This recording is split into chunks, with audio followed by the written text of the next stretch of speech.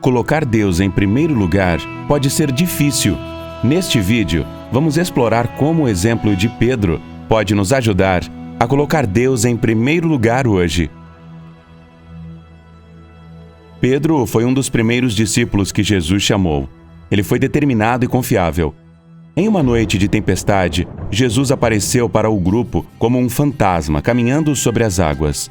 Pedro foi o primeiro a falar sobre seu desejo de estar com Jesus, mesmo que isso significasse pular fora do barco e caminhar sobre as águas também.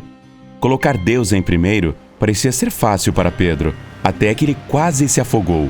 Enquanto Pedro caminhava, ele duvidou. Enquanto estava sendo engolido pelas águas, ele deve ter sentido vergonha por ter falhado publicamente.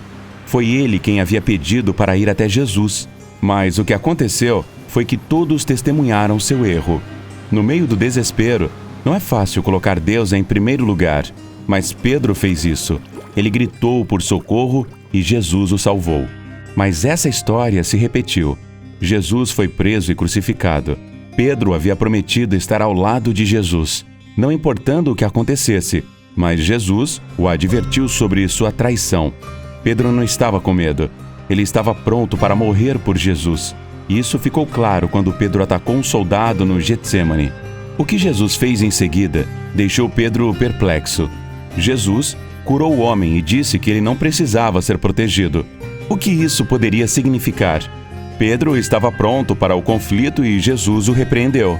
Ele seguiu Jesus à distância e negou conhecê-lo 3 vezes naquela noite, assim como Jesus havia previsto.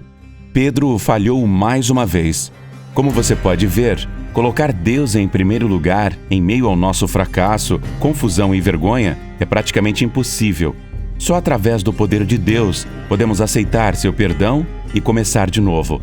Mais tarde, Pedro se tornaria um excelente líder, pois Jesus confiou nele vez após vez.